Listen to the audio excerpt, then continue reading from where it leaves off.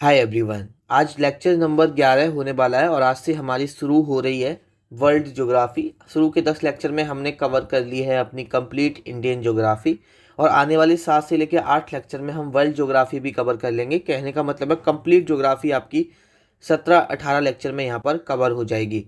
तो चलिए without any further delay हम ज्योग्राफी शुरू कर लेते हैं, इस लेक्चर को शुरू कर लेते हैं। इस लेक्चर में हम यूनिवर्स और सोलर सिस्टम के बारे में पढ़ेंगे। मेन फोकस हमारा सोलर सिस्टम ही होगा।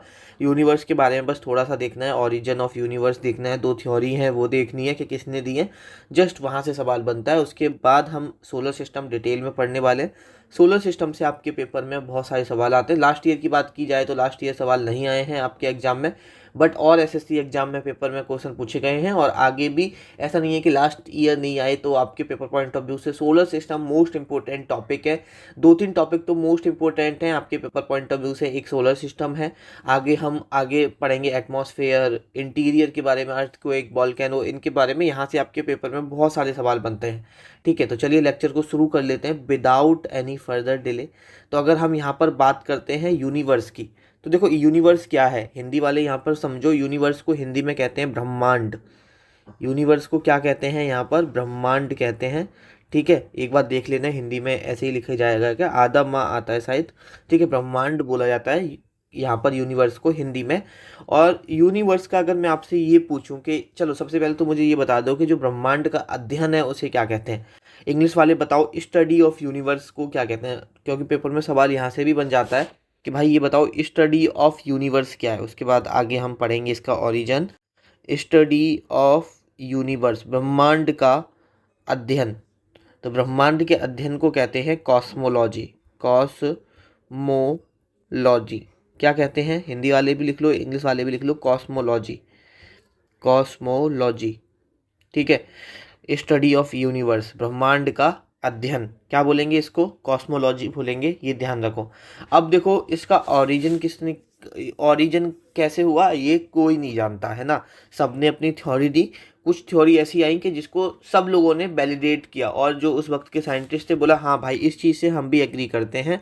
ठीक है, तो जैसे एक थे आपके जॉर्ज, हाँ, देखो थ्योरी का नाम लिख लो। जो पहली थ्योरी जिसको सपोर्ट मिला वो थी big bang theory. Big bang theory. अब ये जो बिग बैंग थ्योरी थी आपकी, ये दी थी जॉर्ज लेमेत्री ने। तो ध्यान रखना, वाई जॉर्ज। अब देखो नाम सब हिंदी में भी सेम रहेंगे, बिग बैंग थ्योरी हिंदी में भी बिग बैंग ही रहेगी, तो हिंदी वाले भी सेम लिख लो। जॉर्ज लेमेत्री देते हैं इसे। 1931 में ये थ्योरी दी जाती है। ठीक है, अब ये थ्योरी में क्या था, इस थ्योरी में ये बोला गया, जॉर्ज लेमेत्री ने बोला कि एक बॉडी है, जैसे यहाँ पर आप देखो। ठीक है, हम पेन चेंज करते हैं थोड़ा सा। ये बॉडी थी और ये क्या हुई, एक्सप्लोड हुई। और एक्सप्लोड होने के बाद ये डिफरेंट पार्टिकल्स में क्या हुआ, बट गई। ठीक है, तो डिफरेंट पार्टिकल्स में बट गई, तो उससे हमारे यूनिवर्स के बाद क्या बने, हमारे गैलेक्सीज बने।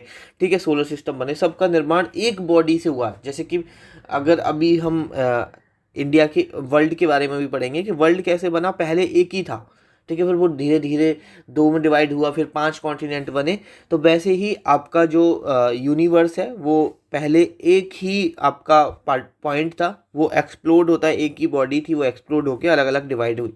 तो ये किसने कहा? जॉर्ज लेमेत्री ने बताया 1931 में। इसको आगे और इसमें एड ऑन करते हैं, कौन करते हैं यहाँ पर? एडविन हुवल। और अच्छे से इसको एक्सप्लेन किया एडविन हुवल ने, ध्यान रखना। ठीक है, तो कभी आपसे पूछे बिग बैंग थ्योरी किसने दी, तो अगर जॉर्ज लेमेत्री और एडविन हुवल दोनों ऑप्शन में नहीं होंगे। अगर एडविन हुवल ऑप्शन में है तो एडविन हुवल सही होंगे, जॉर्ज लेमेत्री ऑप्शन में है तो जॉर्ज लेमेत्री सही होंगे।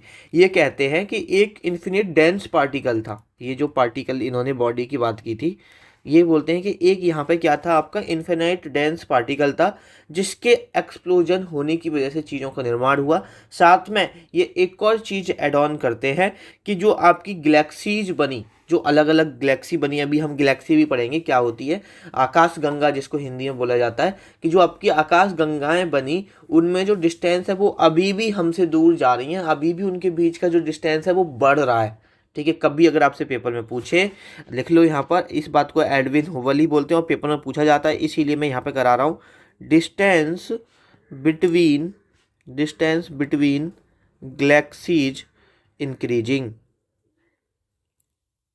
जो आपका आकाश गंगा के बीच की दूरी है वो अभी भी बढ़ रही है। हिंदी वाले लिख लो, आकाश गंगाओं के बीच की दूरी अभी भी बढ़ रही है। ठीक है, तो अगर आप इंग्लिश में हो तो सेम इतना लिख लो, हिंदी में आपको समझ में आना चाहिए। एडविन होवल ने दो बात बोली। इन्होंने बोला कि एक तो जो इन्फिनिट डेंस पार्टिकल था उसका एक्सप्लोजन होने की वजह से चीज़ें अलग अलग डिवाइड हो गई, अलग अलग चीज़ों का ओरिजिन हुआ। ठीक है, और हमारा यूनिवर्स आज जो है, क्या पहले यूनिवर्स है, चलो अभी वो मैं बताऊंगा। ठीक है, तो वो जो हमारा यूनिवर्स बना वो एक्सप्लोजन से बना, एक इन्फिनिट डेंस पार्टिकल था, और जो गैलेक्सी डिवाइड हुई उनके बीच की जो डिस्टेंस है वो अभी भी यहाँ पर बढ़ रही है, ये चीज़ ध्यान रखना। ठीक है, उसके बाद ये सारी थ्योरी इंपॉर्टेंट है। बिग बैंग थ्योरी जॉर्ज लेमेत्री ने दी। एक थ्योरी और लिख लो, स्टेडी स्टेट थ्योरी, डायरेक्ट पूछी जाती है। ईयर इतना पूछा जाए ना पूछा जाए, मैं ईयर भी लिख देता हूँ अगर कभी पूछ ले, लेकिन आपको पता होनी चाहिए 1948 में एक थ्योरी आई थी, स्टडी स्टेट थ्योरी, हिंदी में भी सेम ही बोलते हैं, स्टडी स्टेट थ्योरी। ये स्टडी स्टेट थ्योरी दी थी फ्रेड हॉयल्स ने ये थ्योरी दी थी। और इन्होंने कहा क्या था, इन्होंने ये कहा था कि भैया ठीक है, हम एडविन हुबल जी आपकी बात से एग्री करते हैं। आपने बोला ना कि यूनिवर्स एक्सपेंड कर रहा है। ठीक है, हमारा यूनिवर्स एक्सपेंड मतलब गैलेक्सी दूर जा रही है, तो उसका मतलब क्या है कि हमारा यूनिवर्स एक्सपेंड कर रहा है। हाँ, हम आपकी बात से एग्री करते हैं कि यूनिवर्स एक्सपेंड कर रहा है, लेकिन जो यूनिवर्स की डेंसिटी है वो कांस्टेंट है, वो नहीं बढ़ रही है। आप ये नहीं कह सकते कि अगर यहाँ पर एक्सपेंड कर रहा है तो डेंसिटी भी बढ़ रही है। डेंसिटी उसकी सेम की सेम है, ना तो कम हो रही है और ना ही यहाँ पर बढ़ रही है। तो ये कौन कहते हैं? फ्रेड हॉयल कहते हैं। लिख लो, हिंदी में ही लिखा देता हूँ। ठीक है, नोट्स में अभी हिंदी में ही ऐसे लिख लिया करो, यूनिवर्स एक्सपेंड कर रहा है, लेकिन डेंसिटी कांस्टेंट रहती है। डेंसिटी कांस्टेंट है। देखो यहाँ पर मैं आपको कुछ चीज़ें हिंदी में लिखाता हूँ, कुछ चीज़ें इंग्लिश में लिखाता हूँ, लेकिन जो हम नोट्स आपको प्रोवाइड कराते हैं उसमें हिंदी में बिल्कुल हिंदी में होता है, इंग्लिश में बिल्कुल इंग्लिश में होता है। ठीक है, और अगर आपको नहीं पता कि नोट्स आपको कैसे मिलेंगे तो मैं लेक्चर के एंड में बताऊँगा। अब थोड़ा सा, ये तो हमने बात की ओरिजिन कैसे हुआ, अब हम इस चीज़ को डिवाइड कैसे करते हैं उसके बारे में देखते हैं। तो देखो, सबसे पहले है आपका यूनिवर्स। ठीक है, यूनिवर्स जिसको हिंदी में बोलते हैं ब्रह्मांड। ठीक है, उसके बाद यूनिवर्स किस में डिवाइड है? गैलेक्सीज में डिवाइड है, गैलेक्सी में ही डिवाइड है। आकाश गंगा मतलब एक यूनिवर्स में बहुत सारी गैलेक्सीज हैं। गैलेक्सी ना लिख के गैलेक्सीज लिख लो। एक यूनिवर्स में बहुत सारी यहाँ पर क्या है आपकी गैलेक्सीज हैं, ये आपको पता होना चाहिए। उसमें से एक गैलेक्सी है मिल्की वे गैलेक्सी, उसमें से एक गैलेक्सी है मिल्की वे गैलेक्सी।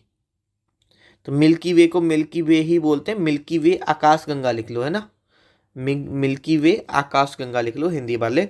उसके बाद उसके बहुत सारे मिल्की वे गैलेक्सी के बहुत सारे सोलर सिस्टम है, लगभग आप मान सकते हो बहुत सारे सोलर सिस्टम है, 100 से ज़्यादा सोलर सिस्टम है। 100 प्लस सौर परिवार है। सोलर सिस्टम को हिंदी में बोला जाता है सौर परिवार बोला जाता है हिंदी में। ठीक है, 100 से ज़्यादा सौर परिवार है, ये पता होना चाहिए। उसमें से एक हमारा सोलर सिस्टम है, एक हमारा सोलर सिस्टम है। आर सोलर सिस्टम लिख लो, हमारा सौर परिवार लिख लो। उसमें भी आपका एक सन है हमारे एक सोलर प्लेनेट में। ठीक है, सोलर सिस्टम में एक सन है और अभी के हिसाब से 8 हमारे प्लेनेट है। 8 प्लेनेट में से एक प्लेनेट यानी कि अर्थ पर आप रहते हो। ठीक है, अब अर्थ भी आपकी 5 कॉन्टिनेंट में डिवाइड है, महाद्वीप जिसे बोलते हैं, 5 कॉन्टिनेंट में डिवाइड है।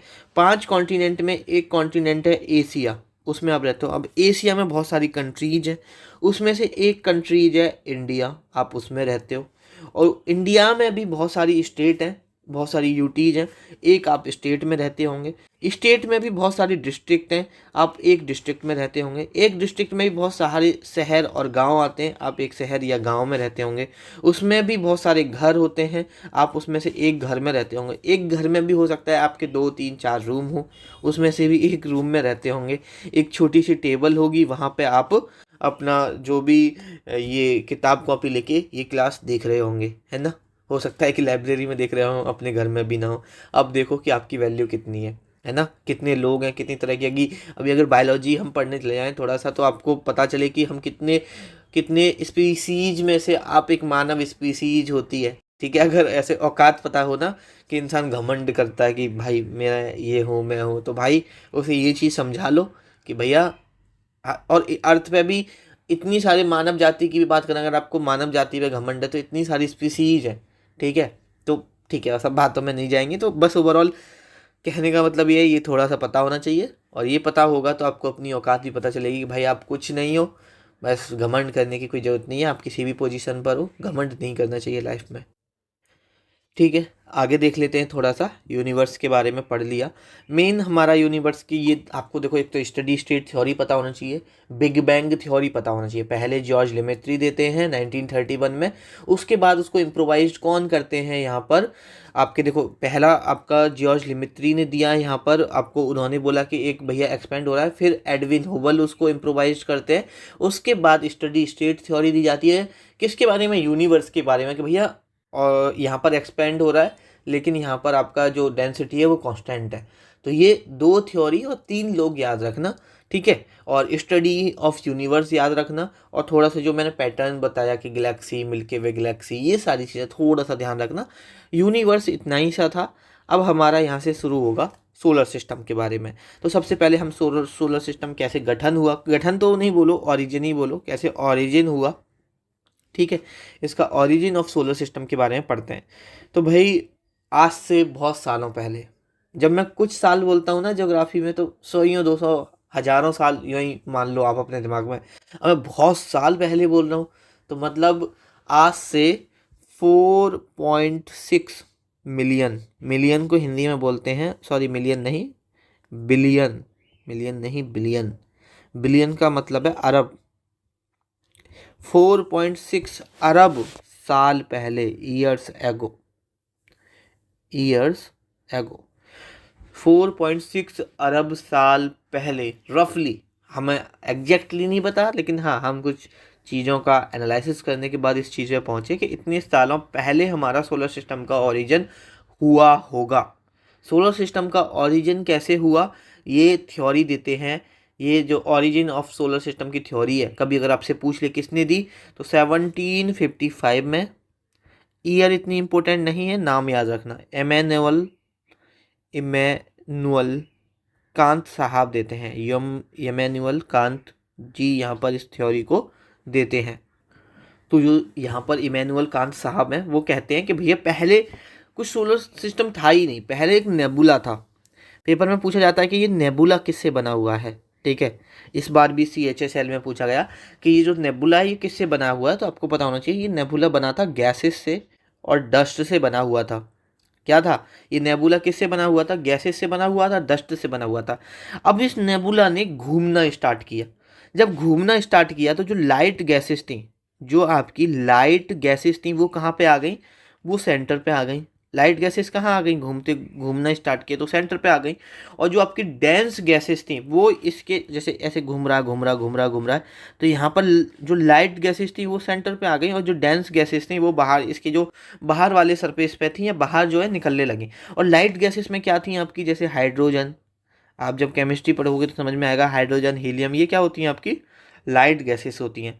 ठीक है, हाइड्रोजन हीलियम डस्ट, जब ये सेंटर पे आई, लाइट गैसेस सेंटर पे आई, तो इनके जो टकराव से हीलियम बहुत बड़ी मात्रा में बनता है। हीलियम बहुत बड़ी मात्रा पे यहाँ पे बनने लगता है, और जिसकी वजह से आपका क्या होता है, न्यूक्लियर फ्यूजन होता है। फिजन नहीं होता, न्यूक्लियर फ्यूजन होता है। फिजन से तो बहुत कम एनर्जी प्रोड्यूस होती है जो आप अपने न्यूक्लियर पावर रिएक्टर में। फिजन का मतलब होता है कोई चीज़ों को तोड़ना, और फ्यूजन का मतलब होता है जब छोटे छोटे पार्टिकल बनके एक बड़ा पार्टिकल बनाते हैं, इसको फ्यूजन को बोलते हैं हिंदी में परमाणु संलयन। सल संलयन, ठीक है। इसकी वजह से आपका हीलियम बनता है, और जब हीलियम बनता है तो न्यूक्लियर फ्यूजन होता है, परमाणु संलयन होता है। और इसकी वजह से क्या होता है कि जो ये सेंटर है ना, इस सेंटर पर काफ़ी ज़्यादा जो एनर्जी है वो यहाँ पर क्रिएट होती है, ऊर्जा क्रिएट होती है, और जिसकी वजह से सेंटर पे क्या बन जाता है, यहाँ पर सन बन जाता है, ठीक है। तो अगर आपके ये थ्योरी ज़्यादा दिमाग में नहीं डालनी है, ज़्यादा आपको चीज़ों के पीछे नहीं भागना है, बस इतना ध्यान रखो कि जो आपका ओरिजिन हुआ सोलर सिस्टम के, उसकी थ्योरी दी इमैनुअल कांट ने दी, नेबुला गैसेस और डस्ट से बना होता है, और जो आपके सन में एनर्जी प्रोड्यूस होती है वो न्यूक्लियर फ्यूजन की वजह से होती है। तो इतनी चीज़ भी आप याद रखोगे, पेपर पॉइंट ऑफ व्यू से इतनी चीज़ें आपको पता होना चाहिए। और पहले इसको यहाँ पर इमैनुअल कांट ने दी थी, जैसे कि वहाँ पर जॉर्ज लिमेट्री ने दी थी, लेकिन बाद में और इसमें अपडेट किसने किया था आपको, पहले इमैनुअल कांट ने दी थी आपकी जो थ्योरी यहाँ पर, उसको बताओ, उसको और एड ऑन कौन करते हैं, तो एडविन होवल करते हैं। वैसे ही यहाँ पर इमैनुअल कांट देते हैं, और इसमें और एड ऑन कौन करते हैं बाद में, इसको लैप्लास इसको इम्प्रोवाइज करते हैं, अगर पेपर में कभी पूछ ले तो वही है कि पेपर में या तो लैप्लास होगा या इमैनुअल कांट होगा, एक ही ऑप्शन में, यहाँ एक ही आंसर होगा ऑप्शन में। और जैसे मैंने आपको बताया कि यहाँ पर जो हैवियर पार्टिकल थे वो बाहर निकल गए, लेकिन सन की खुद की ग्रेविटी हुई, तो सन की खुद की ग्रेविटी होने की वजह से ज़्यादा दूर नहीं जा पाए, अब वो सन के चारों तरफ ही चक्कर लगाने लग गए। तो सन की जो ग्रेविटी है उसकी वजह से एक तो ज़्यादा दूर नहीं जा पाए, वैसे तो बहुत दूर है, ठीक है, लेकिन बिल्कुल जो ग्रेविटी से बाहर नहीं निकल पाए, और साथ में सन के चारों तरफ ही चक्कर लगाते रहे, जिसको हम बोलते हैं आज के टाइम में प्लैनेट्स। तो ऐसे हमारा फॉर्मेशन हुआ था यहाँ पर सोलर सिस्टम का। तो अब हम यहाँ पर अपना प्लैनेट्स के बारे में पढ़ें, उससे पहले थोड़ा सा समझ लेते हैं कि जो हमारी बॉडी होती हैं वो दो प्रकार की होती हैं। जो आकाशीय पिंड होते हैं, सेलेसियल बॉडी होती हैं, जिसको हम खगोलीय पिंड भी बोल सकते हैं, आकाशीय पिंड भी बोल सकते हैं, वो बेसिकली हमारे यहाँ पर दो प्रकार के होते हैं, ठीक है। एक होता है हमारा ल्यूमिनियस, जिसको हम चमकदार बोलते हैं, एक होता है हमारा नॉन ल्यूमिनियस। फ़र्क क्या है, ल्यूमिनियस में खुद की यहाँ पर आप खुद की यहाँ पर वो रोशनी होती है, ठीक है, सेल्फ ग्लोइंग होते हैं, खुद यहाँ पर चमक सकते हैं। जैसे हमारा क्या है, स्टार्स हैं, हमारे तारे हैं, सन भी एक हमारा स्टार है, कभी पेपर में पूछा जाए सन भी हमारा एक स्टार है। अब सन कहीं से एनर्जी तो ले नहीं रहा, खुद के अंदर उसके अंदर एनर्जी होती है, खुद अपनी रोशनी क्रिएट करता है।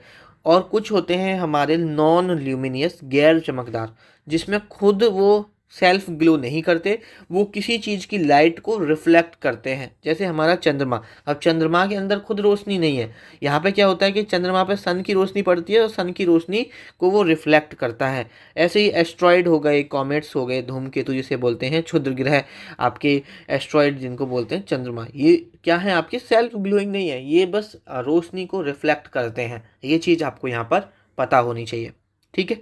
थोड़ा सा स्टार्स के बारे में पढ़ लेते हैं। तो स्टार्स में देखो, स्टार्स आप सभी जानते हो, सन भी आपका एक स्टार है, जो अपनी खुद अपनी लाइट को न्यूक्लियर फ्यूजन के द्वारा यहाँ पर बना सके, उसको आप स्टार बोलोगे, ठीक है।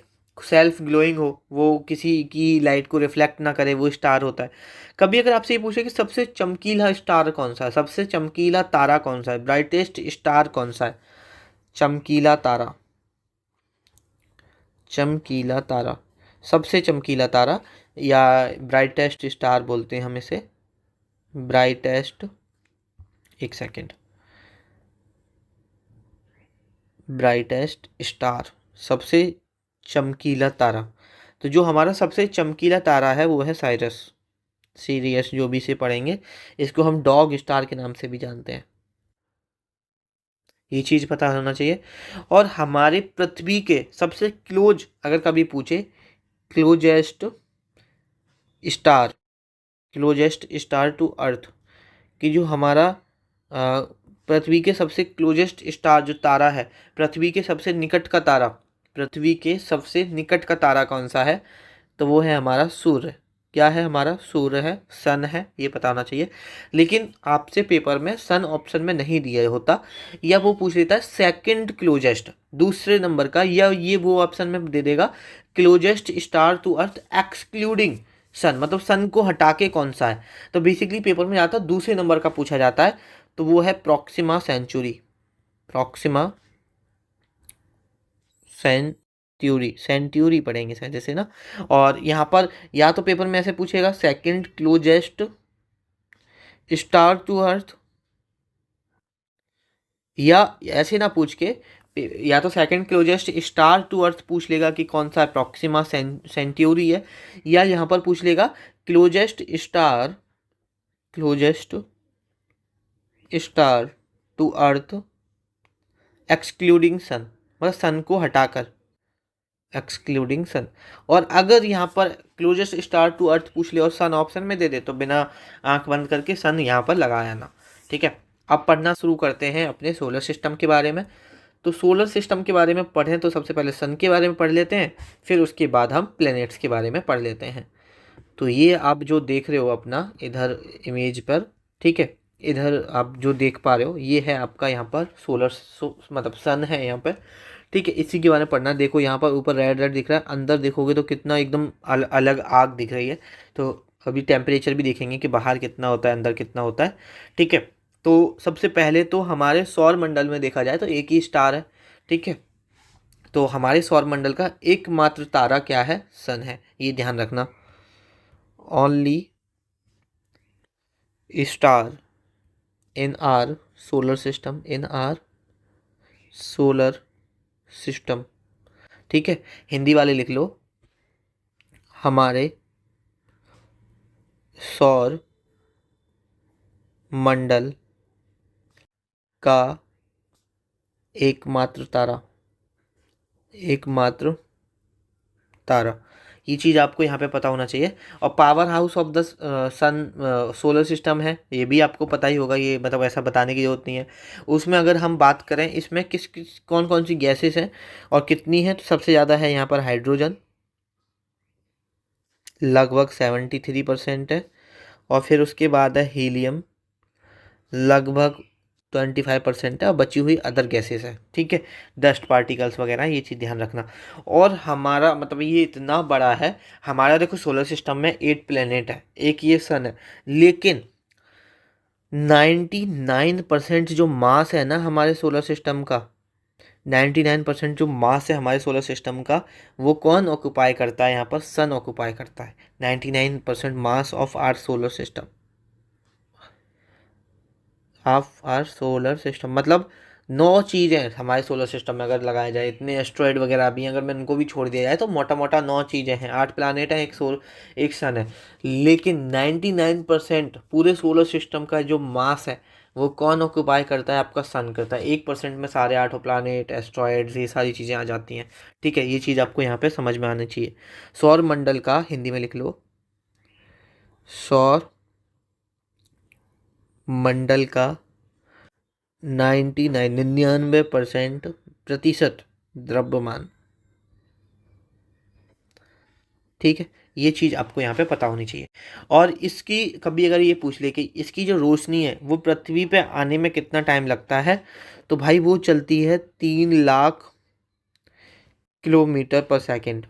ये स्पीड पूछी ना पूछी जाए, लेकिन टाइम पूछा जाता है, 8 मिनट 30 सेकेंड लगता है सन की रोशनी पृथ्वी तक आने तक।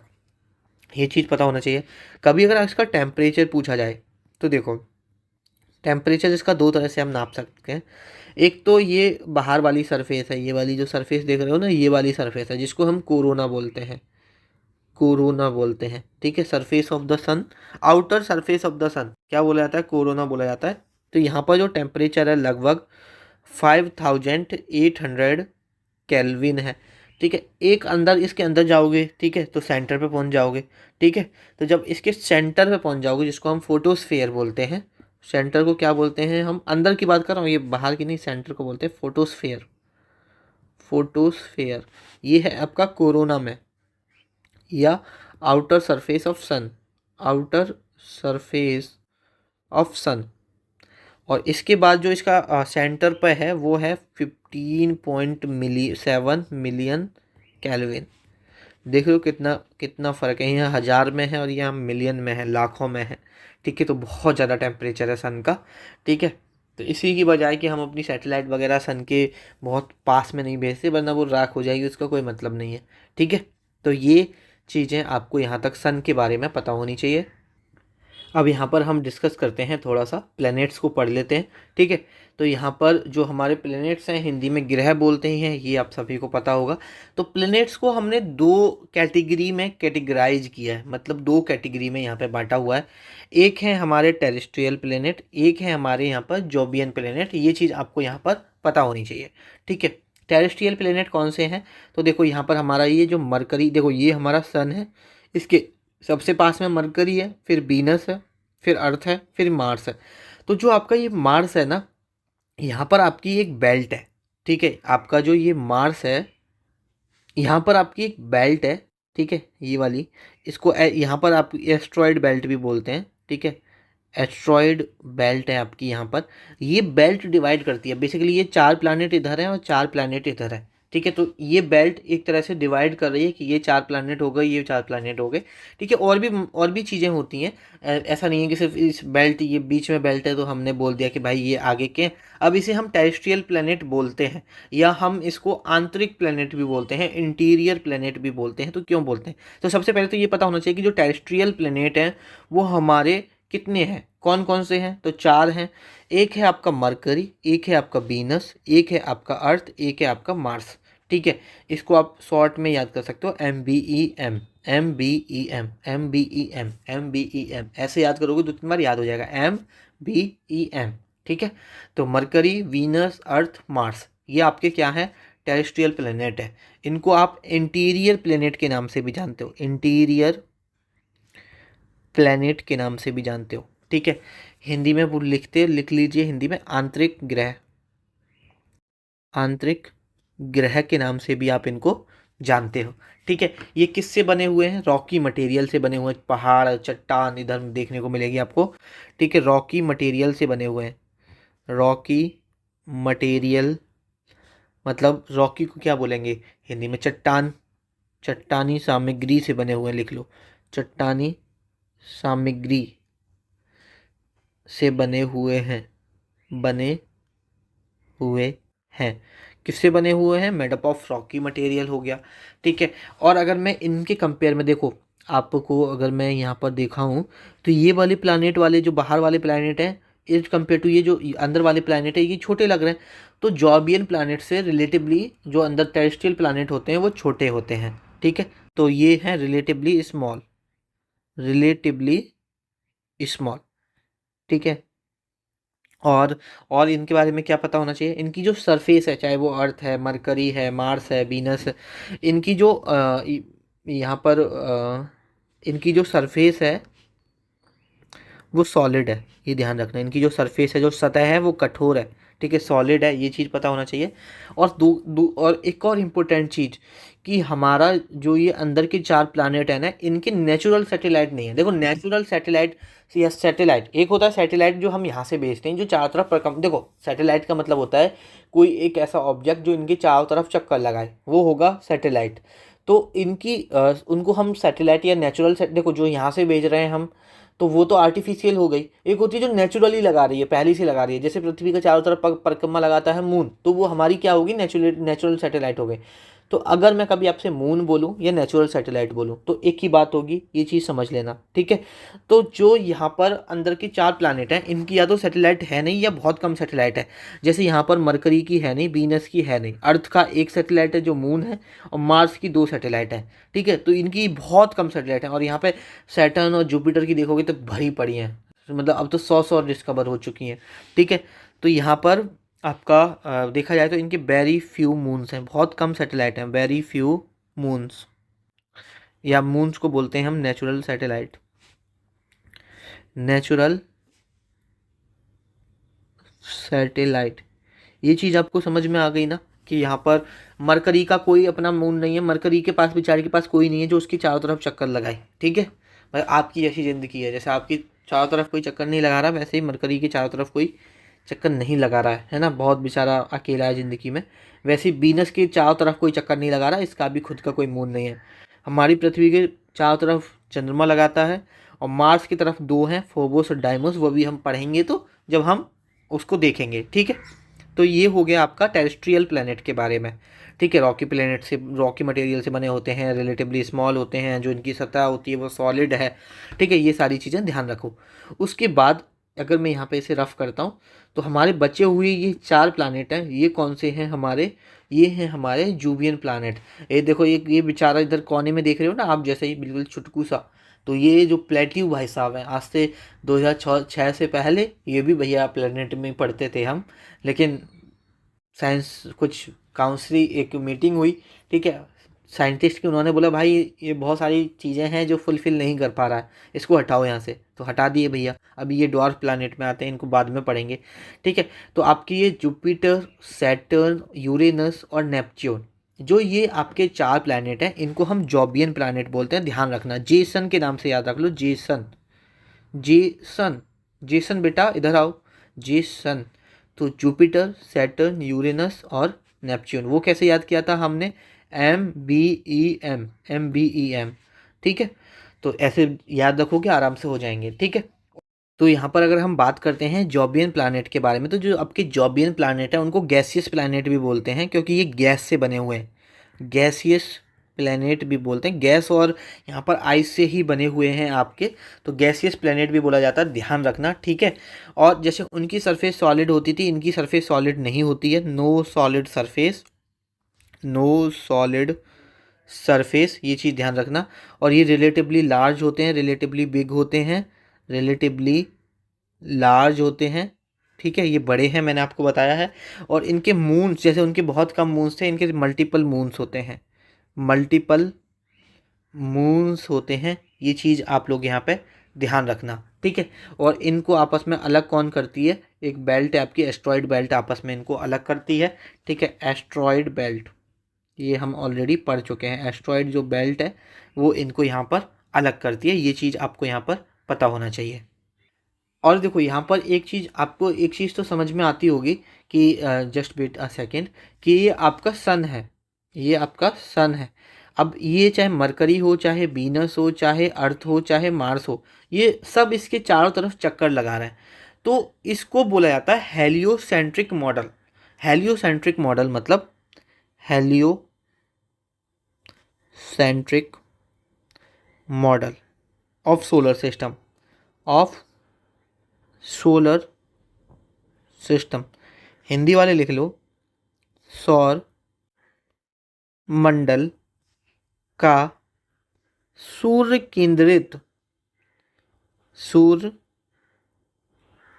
केंद्रित मॉडल। मतलब इसका मतलब क्या है कि जो आपके सौर मंडल है वो सूर्य केंद्रित है, मतलब सूर्य के चारों तरफ चक्कर लगा रहे हैं प्लेनेट। ये बात किसने बोली थी, तो ये बात यहाँ पर ध्यान रखना, निकोलस कॉपरनिकस ने बोली थी। पेपर में पूछ लिया जाता है ये मॉडल किसने दिया, निकोलस कॉपरनिकस ने ये मॉडल दिया था। और इस मॉडल में कहा था कि जो सभी प्लैनेट्स हैं वो सन के चारों तरफ यहाँ पर चक्कर लगा रहे हैं। ये चीज़ आप लोग यहाँ ध्यान रखना। और इन्होंने कब बोली ये बात, 1543 में बोली थी। ये मॉडल कब दिया, 1543 में यहाँ पे ये मॉडल दिया था। लेकिन मैं आपको एक चीज़ बताता हूँ, आपके 5th सेंचुरी AD में ही, 5th सेंचुरी AD में ही आपके इंडिया में, आपके प्यारे भारत में एक आर्यभट्ट साइंटिस्ट रहे थे। बहुत कुछ थे, ये साइंटिस्ट भी थे, मैथमेटिशियन भी थे। इन्होंने बता दिया था, इन्होंने उसी वक्त बता दिया था कि जो हमारे प्लैनेट्स हैं वो सन के चारों तरफ घूम रहे हैं। बाद में इन्होंने इस चीज़ को प्रूफ किया और अच्छे से ब्रीफ किया। ठीक है, कब जाके 1543 में, मतलब 1000 साल बाद जाके इन्होंने बताया। लेकिन आप आर्यभट्ट साहब का कहीं नाम नहीं पढ़ोगे। ठीक है, जहाँ भी टाइम नाम दिखेगा आपको निकोलस कॉपरनिकस का दिखेगा, और ऑप्शन में भी यही मिलेंगे। तो ये चीज़ आप ध्यान रखना। ठीक है, तो ये हो गई हमारे प्लैनेट्स के बारे में। अब एक एक करके हम यहाँ पर प्लैनेट्स को डेप्थ में पढ़ते चलते हैं। तो सबसे पहले हम यहाँ पे पढ़ेंगे मरकरी, जिसको हिंदी में यहाँ पे क्या बोला जाता है, बुध बोला जाता है। ठीक है, तो सबसे पहले हम यहाँ पर मरकरी के बारे में पढ़ते हैं। तो देखो, सबसे पहले तो मरकरी के बारे में आपको ये पता होना चाहिए, ठीक है, कि ये नियरेस्ट टू सन है। ठीक है, अभी हम पीछे भी देख के आए हैं कि हम कैसे क्या ऑर्डर देख के आए हैं, MBM। फिर उसके बाद देख के आए हैं जेसन, ये हम हर जगह रखेंगे जिससे कि आपको याद हो। तो और ये है हमारा यहाँ पे सन। तो सन के सबसे करीब कौन है, हमारा M है, M से मरकरी। ठीक है, तो ये ध्यान रखना है, एम से क्या है, मरकरी। और ये ध्यान रखना है अर्थ के पास में मार्स है, मार्स है, मार्स। ठीक है, तो मरकरी दूर है तो वैसे ही याद हो जाएगा। ठीक है, तो सबसे पहले तो आपको ये पता होना चाहिए कि ये क्या है, nearest planet to sun, planet to sun, सूर्य के सबसे निकटतम ग्रह। क्या पता, हिंदी वाले लिख लो, सूर्य के, सूर्य सूर्य के सबसे निकट ग्रह, सबसे निकटतम ग्रह कौन सा है आपका, मरकरी है, बुध है, ये पता होना चाहिए। और एक और चीज़, सबसे निकटतम है, सबसे छोटा है। अब सबसे पहले लगाया है लाइन में तो सबसे छोटा होगा, तो ऐसे मतलब बिल्कुल रटने की जरूरत नहीं है। सबसे पहले कौन लगेगा, जो सबसे छोटा बच्चा होता है उसी को तो आगे लगा देते हैं लाइन में। ठीक है, तो स्मॉलेस्ट है, मतलब सबसे छोटा है, स्मॉलेस्ट प्लेनेट है। अब देखो, इतनी हिंदी तो खुद भी लिख सकते हो, मुझे ज़रूरी नहीं है कि मैं यहाँ पे लिखूँ कि सबसे छोटा ग्रह है, आप भी लिख लीजिए। उसके बाद सबसे छोटा है तो सबसे तेज भागता होगा, फास्टेस्ट है, फास्टेस्ट प्लैनेट है। ठीक है, सबसे तेज ग्रह है। ठीक है, हिंदी वाले लिख लो। सबसे तेज ग्रह क्या है, आप सभी को पता है कि ये आपका सन है, इसके चारों तरफ परिक्रमा लगा रहा है। तो देखो, अब जो पास में होगा वो, जैसे मैं एक आपको समझाऊं तो, जैसे ये सन है, ठीक है, ये सन है, ठीक है, दूसरा पेन लेते हैं। अब इसकी तरफ ये मरकरी लगा रहा है, ठीक है, मरकरी के बाद यहाँ पर ये वीनस लगा रहा है, वीनस के बाद ये अर्थ लगा रहा है। तो यहाँ पर ये अगर मेरा मरकरी है तो मरकरी को कम डिस्टेंस चलनी है ना, अगर वीनस को ज़्यादा डिस्टेंस चलनी है, ठीक है, तो मरकरी को कम टाइम लगेगा, तो कम टाइम लगेगा और ये तेज भी है, तो ये अपना फास्टेस्ट जो रिवोल्यूशन है वो यहाँ पर पूरा करेगा। ये सन के चारों तरफ जो चक्कर लगाने में टाइम लगाता है, ध्यान रखना हर किसी प्लैनेट का हमें चारों तरफ चक्कर लगाने का टाइम नहीं पता होना चाहिए, लेकिन इसका पता होना चाहिए 88 डेज में ये अपना सन के चारों तरफ यहाँ पर रिवोल्यूशन कर लेता है, रिवोल्यूशन, चारों तरफ चक्कर लगा लेता है। ये चीज़ आपको यहाँ पर पता होनी चाहिए। और यहाँ पर जो आपका मरकरी है, ना तो यहाँ पर पानी है और ना ही यहाँ पर आपका गैस है,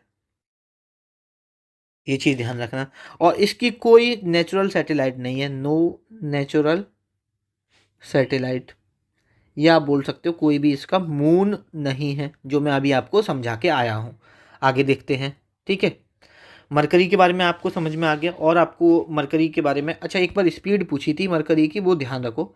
जो मरकरी की स्पीड है ना, मैंने बोला कि ये फास्टेस्ट प्लैनेट है, सबसे तेज ग्रह है, 88 डेज में लगा लेता है। तो इसकी स्पीड पूछी थी तो 47 किलोमीटर एक सेकंड में जाता है ये, एक सेकंड में 47 किलोमीटर ये चक्कर लगा लेता है। अब देख लो कि कितना तेज ये भाग रहा होगा। ठीक है, तो ये चीज़ ध्यान रखना। लेकिन आपने एक चीज़ नोटिस नहीं करी, मैं ये कहना चाह रहा हूँ, अभी मैं अगला प्लैनेट पढ़ाऊंगा उससे पहले ये समझो कि ये मेरा सन है। ठीक है, ये मेरा पेन चेंज करते हैं, ये मेरा सन है यहाँ पे, ये मेरा मरकरी है। मैंने आपको मरकरी में 2-3 चीज़ें बता दी कि भैया ये स्मॉलेस्ट है, फिर मैंने आपको बता दी भैया ये फास्टेस्ट है, लेकिन मैंने आपको एक चीज़ नहीं बताई कि भैया ये हॉटेस्ट है। मैंने ये क्यों नहीं बताई, क्योंकि ये हॉटेस्ट नहीं है। आप बोल रहे हो भैया क्या फालतू बकवास कर रहे हो आप, कि ये हॉटेस्ट क्यों नहीं होगा, सन के सबसे ज़्यादा करीब है तो ये हॉटेस्ट होना चाहिए। पेपर में अगर सवाल आता तो आप इसी सोच से लगाते कि जो सबसे पास में होगा वो सबसे गर्म होगा, लेकिन नहीं, सबसे गर्म है मेरा वीनस। देखो, ये वो वाली बात हो गई, जैसे आप जैसे एक सोनू है और एक मोनू है, एक सोनू है एक मोनू है, ये 50,000 रुपये महीने कमा रहा है और ये 25,000 रुपये महीने कमा रहा है, तो अमीर कौन होगा, ये होना चाहिए वैसे तो। लेकिन ऐसा भी तो होना चाहिए, ऐसा भी तो हो सकता है कि ये 50,000 में से 40,000 रुपये खर्च कर देता है पार्टी करने में, इधर उधर में, अपने घर के खर्चों में, सब में खर्च कर देता है। ये 25,000 में से यहाँ पर 10,000 ही खर्च करता है, बचता कितना, सेव कितना कर पा रहा है, 15,000, और ये कितना सेव कर पा रहा है, सिर्फ 10,000, जबकि सैलरी तो इसकी डबल है। लेकिन बचा कौन पा रहा है, ये तो अमीर कौन होगा, ये होगा। बाद में सेविंग किसकी ज़्यादा होगी, इसकी ज़्यादा होगी। अगर कल को पूछी जाए कि भैया तुम्हारे पास सेविंग कितनी है तो इसके पास, तो वही बात है इधर वाली कंडीशन में, कि इस वाली कंडीशन में क्या है कि मरकरी पास तो है, इस पर तेज मतलब पड़ता तो है, इस पर गर्मी, मतलब इसकी जो हॉटेस्ट तो होना चाहिए, लेकिन ये उसको ना लाइट को कैप्चर नहीं कर पाता, एब्जॉर्ब नहीं कर पाता। वहीं पर वीनस इसको बहुत अच्छे से एब्जॉर्ब कर लेता है, जिसकी वजह से आपका वीनस क्या होगा, हॉटेस्ट प्लैनेट होगा। तो चलिए वीनस के बारे में पढ़ते हैं। तो वीनस के बारे में सबसे पहले तो आपको यही पता होना चाहिए सबसे पहले तो वही लिखो, आपको याद कराना पड़ेगा मुझे ऑर्डर।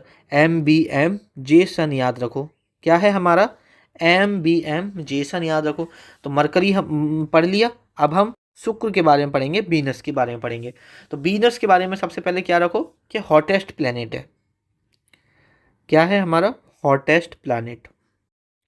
पूरा मत लिखो कि hottest planet in our solar system, बस पता होना चाहिए आपको कि हॉटेस्ट प्लैनेट है। इसको अर्थ ट्विंस के नाम से भी जानते हैं। अर्थ ट्विंस के नाम से भी जानते हैं, अर्थ ट्विंस के नाम से भी जानते हैं, नाम से भी जानते हैं। ये बात पता होना चाहिए, अर्थ ट्विंस के नाम से भी जानते हैं। और देखो एक और चीज़ जो शायद मैंने आपको नहीं बताया, कि जो हमारे प्लैनेट हैं वो कैसे घूमते हैं, एंटी क्लॉकवाइज घूमते हैं। Anti clockwise. देखो हमारी घड़ी किस दिशा में घूमती है, ऐसे घूमती है। हमारी घड़ी ऐसी तो घूमती है, लेकिन ये ऐसे घूमते हैं सारे प्लैनेट, उल्टी दिशा में घूमते हैं, एंटी क्लॉकवाइज घूमते हैं। या मैं यहाँ पर बोल सकता हूँ एंटी क्लॉकवाइज बोल सकता हूँ यहाँ पर, ठीक है। ये या यहाँ पर मैं बोल सकता हूँ काउंटर क्लॉकवाइज बोल सकता हूँ, काउंटर क्लॉकवाइज बोल सकता हूँ, ठीक है। या यहाँ पर मैं बोल सकता हूँ वेस्ट से ईस्ट घूमते हैं, वेस्ट से वेस्ट टू ईस्ट घूमते हैं। मतलब ईस्ट टू वेस्ट ना के वेस्ट टू ईस्ट, मतलब वेस्ट टू ईस्ट जाते हैं, ना कि ऐसे आते, ठीक है। लेकिन लेकिन लेकिन लेकिन लेकिन क्यों बता रहा हूँ मैं, लेकिन यहाँ लिख लो वेस्ट टू ईस्ट, ठीक है। लेकिन मैंने ये बात क्यों बताई, क्यों, क्योंकि सवाल पेपर में सवाल बनता है। क्योंकि दो प्लानेट आपके ऐसे हैं, एक तो वीनस भैया हैं, ठीक है, और एक है यूरेनस भैया।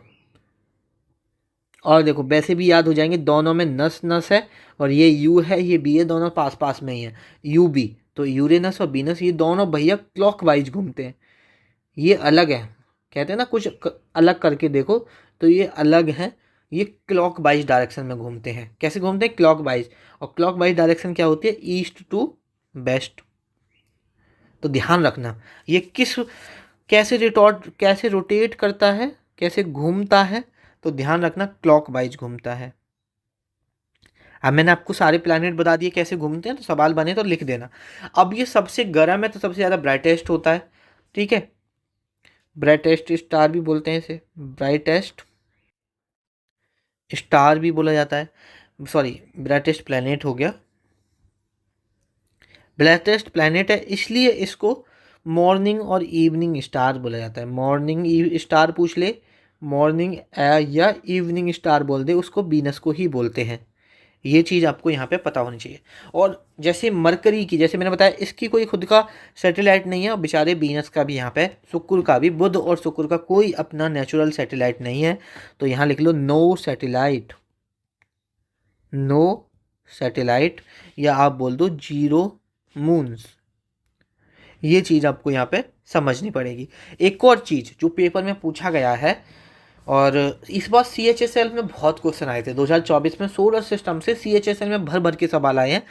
आपके एग्जाम में सोलर सिस्टम से सवाल नहीं बना है, लेकिन इस साल बनने की सबसे ज़्यादा पॉसिबिलिटी है, और ज़्यादा सवाल बनने की पॉसिबिलिटी है, ठीक है। क्योंकि SSC पॉइंट ऑफ व्यू से ये सोलर सिस्टम भर भर के सवाल बनते हैं यहाँ से। Made up of thick white, made up of thick white and, देखो एक तो इसकी जो लेयर होती है वो थिक होती है, और वाइट होती है, और येलोस होती है, पीली पीले कलर की होती है, क्योंकि गर्म है ये बहुत ज़्यादा। येलोस क्लाउड्स होते हैं, क्लाउड्स ऑफ सल्फ्यूरिक एसिड, ये ध्यान रखना। 2-3 बार, मतलब 2024 में तो पूछा ही गया CHSL में, कम से कम 2-3 बार आप प्रीवियस ईयर पेपर में देखोगे। CGL में एक बार, MTS में एग्जैक्टली एक तो मुझे याद नहीं रहता, क्योंकि जब मैं प्रीवियस ईयर पेपर से एनालिसिस कर रहा होता हूँ तो सभी एग्जाम्स के कर लेता हूँ, तो फिर मैं भूल जाता हूँ कि कौन सा MTS में कौन सा CHSL में, ठीक है। लेकिन ये 2-3 बार पूछा गया है, ठीक है। और जैसे मैं बता रहा हूँ, मैं सारे पेपर्स का यहाँ पे एनालिसिस करा रहा हूँ, ऐसा नहीं है कि आपके एग्जाम के लिए यहाँ पे करा रहा हूँ। लेकिन SSC में देखो, अगर हम ये चीज़ें सोच के चलेंगे ना कि भाई मैं MTS की तैयारी कर रहा हूँ, सिर्फ MTS की क्वेश्चन लगाऊंगा, तो आप बहुत गलती कर रहे हो, एक तरह से बोल सकता हूँ मैं। क्योंकि कभी SSC भेदभाव नहीं करती कि भाई ये 10th लेवल का पेपर है, ये 12th लेवल का है, वो सबका लेवल सेम रखती है, खासकर GK में। उसने बोला भैया 10th लेवल का हम तुमको मैथ नहीं दे रहे, बट GK में हम सेम ही रखेंगे, ठीक है। तो भाई अच्छे से पढ़ना पड़ेगा आपको, सभी को एनालिसिस करने के बाद तभी आपको यहाँ पे चीज़ें पढ़ाई जा रही हैं, और इतना पढ़ लोगे ना भाई, मोर देन इनफ है, काफ़ी होगा, ठीक है। और उसके बाद यहाँ पर अगर हम बात करते हैं उसके बारे में जिस पर आप रह रहे हो, जहाँ पे सर्वाइव कर रहे हो, एक इकलौता प्लेनेट जहाँ पर जीवन अभी है, ठीक है, पता नहीं। और अब देखो, हमको ऐसा लगता है कि हम सिर्फ इतने प्लेनेट हैं, 8 प्लेनेट हैं, किसी ना किसी पर लोग रह रहे होते तो पता चल जाता। भैया 8 प्लेनेट नहीं है, एक सोलर सिस्टम है हमारा, ऐसे सौयों सोलर सिस्टम है, पता नहीं उनके कितने प्लेनेट्स होंगे, हम डिस्कवर ही नहीं कर पाए, कितनी गैलेक्सीज होंगी, हम तो एक मिल्की वे गैलेक्सी में रहते हैं। तो भाई कभी कभी लगता है कि जो बोला जाता है ना कि एलियंस रहते हैं, तो सच में रहते होंगे, जैसे हम यहाँ सर्वाइव कर रहे हैं, और गैलेक्सी में भी तो लोग रहते होंगे, वो हमें नहीं ढूंढ पा रहे, हम उनको नहीं ढूंढ पा रहे, सेम कहानी है, ठीक है। तो अब हम प्यारे सी धरती माँ के बारे में बात कर लेते हैं, हमारा एक इकलौता देश जो अर्थ को धरती माँ बोलता है, ठीक है, तो उसके बारे में पढ़ते हैं, क्योंकि ठीक है, फिर बोलोगे कि भैया फालतू बात करने लग गए। हम जो अर्थ है, धरती है, उसको हम क्या बोलते हैं बताओ, चलो मुझे बताओ। हम ब्लू प्लेनेट बोलते हैं, ठीक है। क्यों बोलते हैं? क्योंकि 70% तो वाटर ही है ना, तो हम अर्थ को ब्लू प्लेनेट के नाम से भी जानते हैं। ये बच्चों वाले सवाल हैं, आपको पता होंगे, बट करवा देता हूँ, है ना, क्योंकि 70% तो हमारा यहाँ वाटर ही है। उसके बाद अगर हम बात करते हैं, only planet to give support to life, ठीक है, सिर्फ एक ऐसा प्लेनेट जिस पर ज़िंदगी सफल है, ठीक है, ये लिख लोगे और ये आपको पता भी होगा। और देखो, वही ऑर्डर मैं भूल जाता हूँ लिखना, MBM जेसन। तो यहाँ पर हमारा मरकरी, बुध, वीनस, शुक्र, अर्थ के बारे में हम पहुँच चुके हैं। इसके पास बेचारे का कोई भी नेचुरल सैटेलाइट नहीं था, इसका भी कोई नहीं था, इसका भाई साहब का एक है। अर्थ का क्या है? एक है। अर्थ का कौन है नेचुरल सैटेलाइट? अपना मून भाई साहब है, चंद्रमा भाई साहब है, ठीक है। जो और नेचुरल सैटेलाइट का मतलब वही है ना कि जो प्लेनेट के अराउंड चक्कर लगाए, और प्लेनेट किसके अराउंड लगा रहे हैं यहाँ पर? आपके सन के अराउंड लगा रहे हैं। अच्छा, और आपको क्या पता होना चाहिए इसके बारे में? ठीक है, अर्थ के बारे में ज़्यादा सवाल नहीं बनते, इतने बनेंगे, और अर्थ के बारे में जो भी चीज़ें पूछी जाएंगी वो ऑलमोस्ट आपको पता है, ठीक है। अब हम अर्थ के मून के बारे में बात कर लेते हैं, ठीक है। आगे हम पढ़ें मार्स के बारे में पढ़ें, उससे पहले हम अपने मून के, एक बेचारा हमारे पास नेचुरल सैटेलाइट है, तो उसके बारे में ही बात कर लेते हैं। तो सबसे पहले तो जो मून है हमारा नॉन ल्यूमिनियस है, गैर चमकदार है, नॉन ल्यूमिनियस है, ये पता होना चाहिए, ठीक है।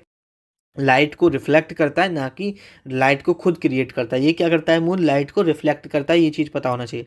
मून की पृथ्वी तक लाइट आने में कितना टाइम लगता है? कभी अगर आपसे पूछे मून की जो लाइट आती है पृथ्वी तक वो कितनी टाइम में आ जाती है? 1.26 सेकेंड में मून तक लाइट पहुंच जाती है। चलो सन की बताओ, तो सन की आती है 8 मिनट 30 सेकेंड में। ये चीज़ आपको यहाँ पर पता होनी चाहिए। उसके बाद नेक्स्ट क्वेश्चन है, कभी मून और सन के बीच में, यहाँ पर आपसे डिस्टेंस पूछ रहे, वैसे पूछता नहीं है तो मत लिखो, ठीक है, छोड़ दो उसको। एक चीज़ ध्यान रखना, एक होता है रोटेशन, एक होता है रिवोल्यूशन। समझा दो। तो देखो, एक कोई बॉडी है, जब वो अपने ही एक्सिस के अराउंड घूम रही है, अपने ही एक्सिस के अराउंड घूम रही है, ऐसी घूम रही है, तो उसको बोलते हैं हम रोटेशन, उसको बोलते हैं रोटेशन। लेकिन यही सेम बॉडी किसी के, जैसे यहाँ थी, अभी यहाँ आ गई, अभी यहाँ आ गई, अभी यहाँ आ गई, अभी यहाँ आ गई, अभी यहाँ आ गई, ऐसे घूम रही है, ऐसे।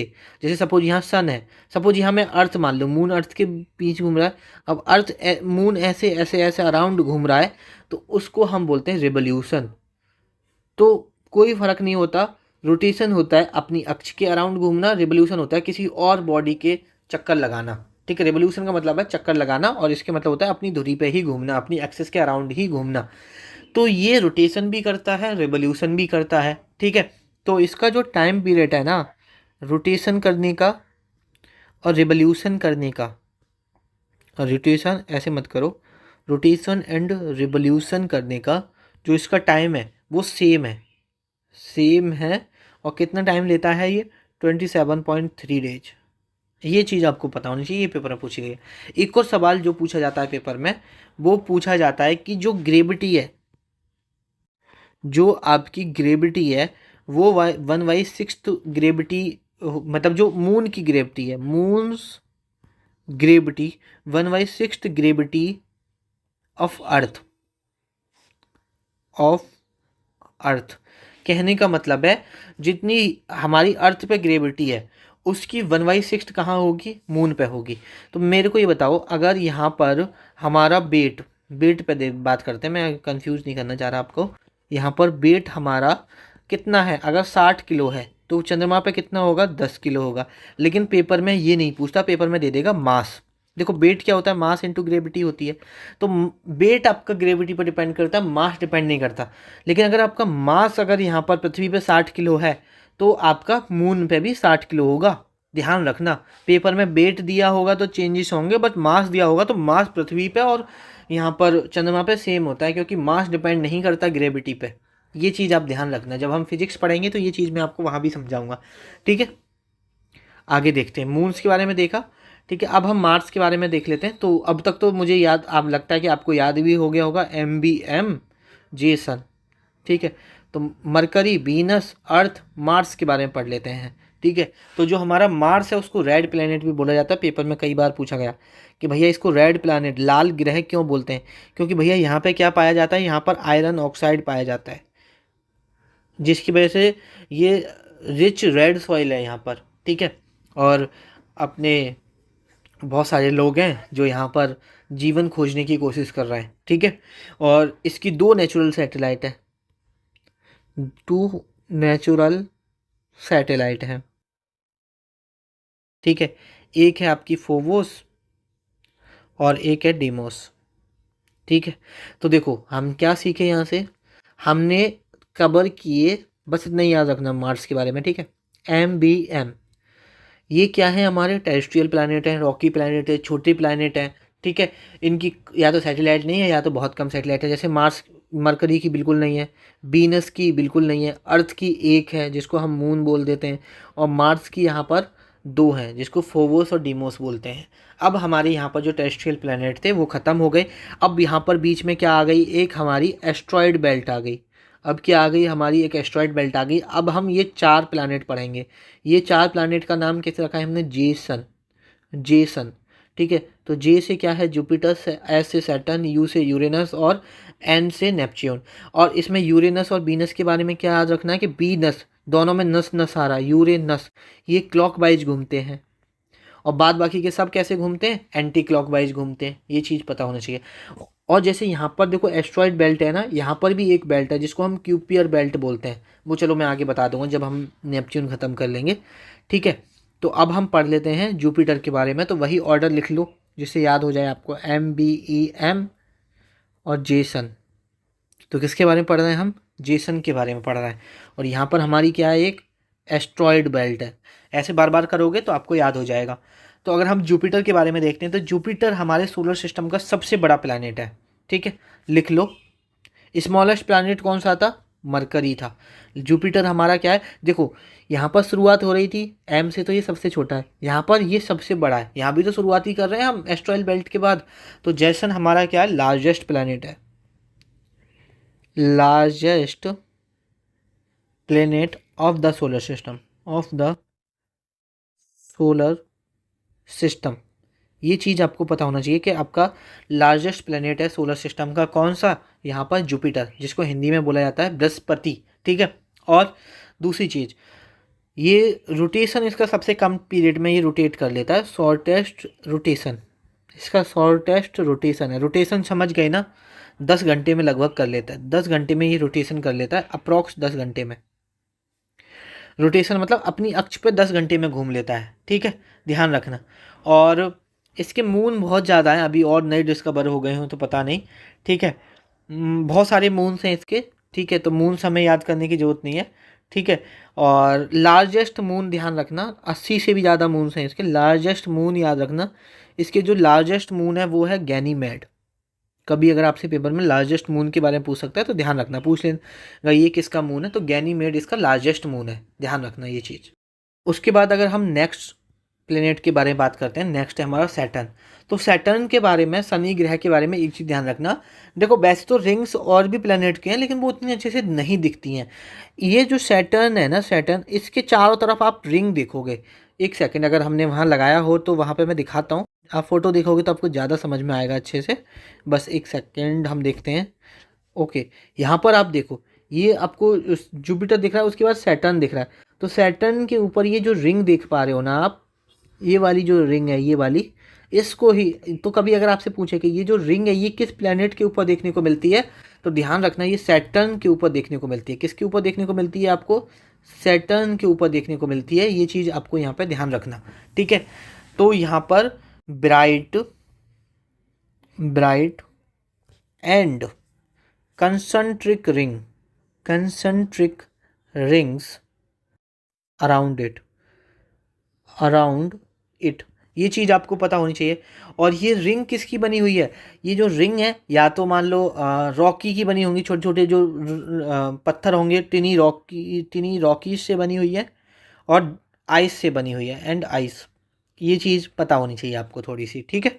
और सैटर्न किसका बना हुआ है? पेपर में पूछा गया था। मेड अप ऑफ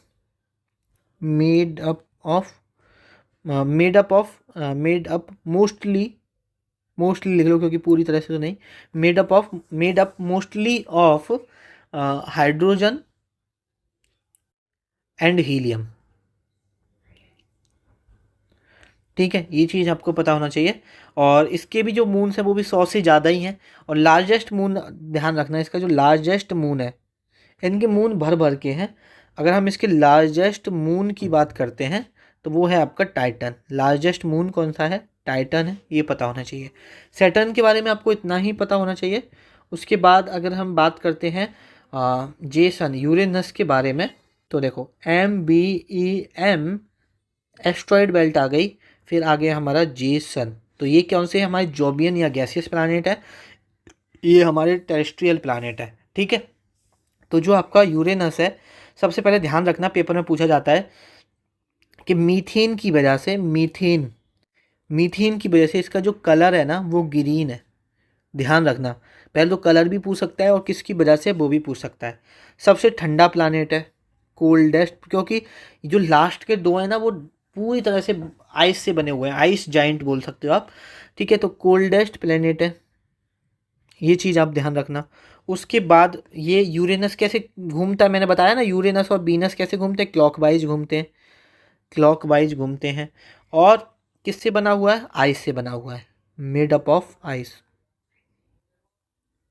ये चीज़ आपको पता होनी चाहिए इसके बारे में। आगे हम अगर बात करते हैं नेपच्यून के बारे में, तो ये नेपच्यून सबसे दूर है, सबसे पास में मरकरी है, सबसे दूर कौन सा है? नेपच्यून है। जैसे MBEM एस्ट्रॉयड बेल्ट, फिर हमारा क्या हो गया? जेसन।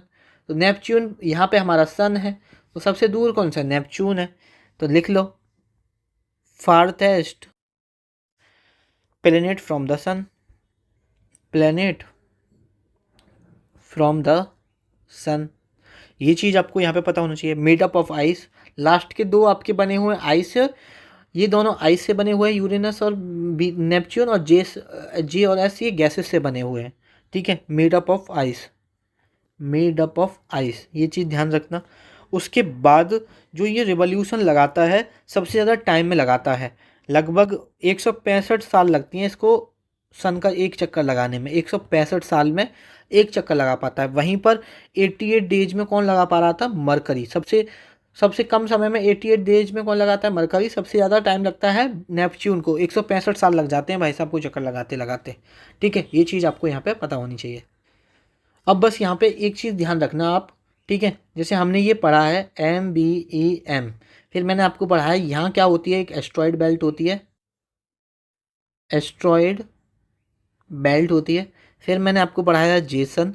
फिर उसके बाद एक सोलर सिस्टम के चारों तरफ, जैसे ये तो बीच में ही है, एक चारों तरफ, जैसे ये हमारा सन है, इसके फिर चारों तरफ एक और बेल्ट होती है, उसको बोलते हैं क्यूपर बेल्ट, ध्यान रखना, ठीक है। ये आपकी फ्लैट, एक तरह से अगर इसकी डेफिनेशन लिखो, a flat ring of small IC bodies से बनी होती है, ठीक है। इसके बारे में ये चीज़ ध्यान रखना, जो कि सन के अराउंड रिवॉल्व करते हैं, ठीक है। ये पूरा मतलब नेपच्यून के बाहर है। अब इसके बाहर आप देखोगे तो यहाँ पे आपका प्लेट्यू है, ठीक है। ये इस रिंग में नहीं आता, क्यूपियर बेल्ट के रिंग में नहीं आता, क्यूपियर बेल्ट के बाहर है, जिसको आज हम किसके नाम से जानते हैं? ड्वार्फ प्लैनेट के नाम से जानते हैं। तो हम थोड़ा सा प्लेट्यू के बारे में पढ़ लेते हैं यहाँ पर। तो अगर हम प्लेट्यू के बारे में पढ़ते हैं तो देखो यहाँ पर सबसे पहले ध्यान रखना कि लार्जेस्ट ड्वार्फ प्लैनेट है, लार्जेस्ट ड्वार्फ प्लैनेट है, ये चीज़ ध्यान रखना, ठीक है। और दूसरी चीज़, अगर हम प्लेट्यू के बारे में पढ़ें तो 2006 में क्या हुआ था, बेसिकली 2006 से पहले ये भी एक प्लैनेट था, 9 प्लैनेट थे, लेकिन जो एक इंटरनेशनल एस्ट्रोनॉमिकल यूनियन है, इंटरनेशनल एस्ट्रोनॉमिकल यूनियन है, उन्होंने कहा कि भैया इस प्लेट्यू को यहाँ से निकाल दो, ठीक है, क्योंकि बहुत सारी कंडीशन है जो कि प्लैनेट होने की ये चीज़ों को फुलफ़िल नहीं करता। तो जब से प्लेट्यू को एक ड्वार्फ प्लैनेट की कैटेगरी में रखा गया, और ड्वार्फ प्लैनेट की कैटेगरी में ये सबसे ज़्यादा लार्जेस्ट प्लैनेट है, इतना पता होना चाहिए। अगर कभी आपसे सेकंड लार्जेस्ट और थर्ड लार्जेस्ट तक पूछता है, तो अगर सेकंड लार्जेस्ट पूछे कभी आपसे, सेकंड लार्जेस्ट ड्वार्फ प्लैनेट,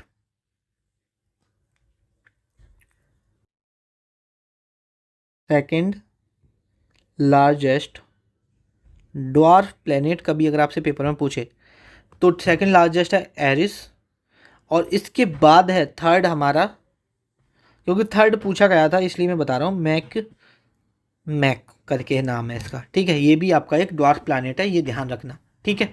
और आपको क्या पता होना चाहिए, एक और चीज़ ध्यान रखो, एक ड्वार्फ प्लैनेट है सेरिस, और ये सेरिस कहाँ पर है, जो मैं बता रहा था ना जेसन, और यहाँ पे बता रहा था MBEM, तो ये जो एस्ट्रॉयड बेल्ट है यहाँ पर है सेरिस, और ये अकेला ऐसा ड्वार्फ प्लैनेट है जो कि आपके सोलर इसमें आता है, सोलर सिस्टम के अंदर आता है। जैसे क्यूपियर बेल्ट के बाहर हैं ये सब, ठीक है, तो ये क्यूपियर बेल्ट के अंदर सोलर सिस्टम के अंदर आता है। ये जो 9 प्लैनेट है, सॉरी 8 प्लैनेट है, इसके बीच में एस्ट्रॉयड बेल्ट पर ही है यहाँ पर सीरस, ठीक है, ध्यान रखना, ठीक है। ये चीज़ आपको यहाँ पे पता होना चाहिए, ये भी एक ड्वार्फ प्लैनेट है, और ये अकेला प्लैनेट है जो सोलर सिस्टम के अंदर आता है, ठीक है। इसी के साथ हम ये चीज़ पढ़ लेते हैं, फिर हमारा लेक्चर हो जाएगा ख़त्म, ठीक है। तो हम एक सेकंड हम पढ़ लेते हैं कि हमारे जो सबसे पहले तो देखो ये पढ़ो, जस्ट बेटा सेकंड। सबसे पहले तो मरकरी मतलब पोजीशन के अकॉर्डिंग पढ़ो, तो पोजीशन के अकॉर्डिंग हम पढ़ चुके हैं MBM, और हमारा क्या है जेसन। ये है सन से पोजीशन क्या है, तो सन की ये है, तो सबसे पहले ये है, फिर ये है, फिर ये है, और सबसे बाद में आपका नेपच्यून है। ये हम पढ़ के आ रहे हैं। लेकिन अगर मास के अकॉर्डिंग पूछे तो देखो मास के अकॉर्डिंग कुछ भी नहीं है। जैसे जो आपका जेसन है उसे पहले रख दो, जेसन को पहले रख दो, और फिर यहाँ पे EBMM को बाहर रख दो। जैसे मतलब देखो मैं क्या कहना चाह रहा हूँ, मेरी बात समझो। जैसे हमने पोजीशन के अकॉर्डिंग याद किया है, हमने पोजीशन के अकॉर्डिंग कैसे याद किया है, MBM और जेसन ऐसे याद किया है। तो सबसे पहले सबसे बड़ा करना है तो हमें ऐसे रख दो, जेसन ये आगे ले आओ, ये वाली कहानी आगे ले आओ। फिर उसके बाद इन दोनों M को बाहर रख दो, इन दोनों M को बाहर रख दो, और इन EB को इधर रख दो। मतलब ऐसे अर्थ को अपनी को पहले रख दो, फिर वीनस उसकी अर्थ ट्विन्स इसे रख दो, फिर MM को रख दो। तो पहले मार्स फिर मरकरी, और मरकरी सबसे छोटा है तो मरकरी आपको पैसे ही पता होगा कि सबसे बाद में आएगा। तो सबसे बड़ा जुपिटर, फिर सैटर्न, फिर यूरेनस, फिर नेपच्यून, फिर अर्थ, फिर EB। देखो कैसे याद करो, ये ऑर्डर तो याद हो गया ना, सन की पोजीशन के अकॉर्डिंग तो याद हो गया। इसको पूरे को आगे रख दो, तो इसमें तो कुछ है ही नहीं। फिर अपनी अर्थ को पहले रख दो, फिर अर्थ के ट्विन्स को पहले रख दो, और आपको पता है कि आपका जो मरकरी है वो सबसे छोटा है, तो मार्स यहाँ आ जाएगा। तो सिंपल सी है, आपको कोई रटने की जरूरत नहीं है, आराम से आपको यहाँ पे याद हो जाएंगे। इसी के साथ आज का हमारा लेक्चर यहाँ पे ख़त्म होता है। आई होप कि आपको ये लेक्चर अच्छा लगा होगा, और आपका सभी का तहे दिल से शुक्रिया कि आपने इस लेक्चर को यहाँ तक देखा। बाद बाकी का हम नोट्स की बात कर रहे थे जब हम लेक्चर कर रहे थे। तो देखो यहाँ पर अगर आप खुद के नोट्स बना रहे हो, अब जैसे क्या हो सकता है कि अगर आप इंग्लिश मीडियम से हो तो हम प्रॉपर इंग्लिश मीडियम को शायद उतनी दिक्कत नहीं हो रही, लेकिन हिंदी मीडियम वाले बच्चों को थोड़ी सी दिक्कत हो सकती है। तो देखो हम आपको 299 में, हमारी क्लासेस वगैरह सब कुछ फ्री है, लेकिन हम आपको 299 में यहाँ पर PDF प्रोवाइड करते हैं डिजिटल फॉर्मेट में, ठीक है। उसका आप वो भी देख सकते हो, डेमो भी देख सकते हो। अगर आप यूट्यूब पे जाके सर्च करोगे ना कि PDF demo Arjun batch PDF demo, तो वहाँ पे वीडियो आ जाएगी, वहाँ पे हमने डेमो भी दिया है। वहाँ पर आपको क्या करते हैं, जैसे अभी हम अर्जुन बैच के अंदर कंप्लीट स्टैटिक GK कर चुके हैं, तो उसकी PDF आपको मिल जाएगी। हिंदी में तो अलग मिल जाएगी, और इंग्लिश में PDF आपको अलग मिल जाएगी, बिल्कुल अलग। हिंदी वाली हिंदी में होगी 100%, इंग्लिश वाली इंग्लिश में होगी 100%। उसके बाद हमने हिस्ट्री कवर की थी, तो उसकी भी एक जगह कंपाइल करके हमने PDF डाल दिया। उसके बाद हमने पॉलिटी की थी, उसकी भी एक जगह हमने कंपाइल करके डाल दी। अभी हम ज्योग्राफी कर रहे हैं, तो अभी हम लेक्चर वाइज पीडीएफ दे रहे हैं। जब हमारी ज्योग्राफी खत्म हो जाएगी तो ज्योग्राफी को भी हम एक जगह कंपाइल करके डाल देंगे, हिंदी में अलग डाल देंगे, इंग्लिश में अलग डाल देंगे। उसके बाद हम इकोनॉमिक्स करेंगे, तो इकोनॉमिक्स की भी आपको पीडीएफ मिल जाएगी। उसके बाद इकोनॉमिक्स के बाद हम यहाँ पर करने वाले हैं साइंस। साइंस में हम पहले बायोलॉजी करेंगे, फिर हम केमिस्ट्री करेंगे, फिर हम फिजिक्स करेंगे। तो इसकी भी एक जगह कंपाइल करके आपको पीडीएफ मिल जाएगी। साथ में हमने जो इंग्लिश ग्रामर रूल की वीडियो की है, उसके भी कंप्लीट इंग्लिश ग्रामर की जो नोट्स हैं वो भी आपको इस ग्रुप में मिल जाएंगे। तो आपको 299 में सभी लेक्चर्स के, सभी क्लासेस के, सभी सब्जेक्ट्स के पीडीएफ हिंदी में अलग, इंग्लिश में अलग मिल जाएंगे। आपको जो सुटेबल लगता है आपको दोनों दे दी जाएंगे, जो सुटेबल लगता है उसमें आप पढ़ सकते हो। उसके आप नोट्स निकलवाना चाहते हो, नोट्स निकलवा सकते हो। ठीक है, thank you for watching this lecture. अगर आपको ये ग्रुप में ज्वाइन होना है तो इस नंबर पर मैसेज करो कि भैया मुझे पीडीएफ ग्रुप में ज्वाइन होना है। ठीक है, विदिन 24 आवर्स आपको ऐड कर दिया जाएगा। ठीक है, बेसिकली आपको एक QR कोड से शेयर किया जाएगा, उस पर 299 पे करोगे, उसके विदिन 24 आवर्स आपको ऐड कर दिया जाएगा। तो चलिए, आपसे मुलाकात होगी नेक्स्ट लेक्चर में। तब तक के लिए पढ़ते रहिए और ख्याल रखिए अपना।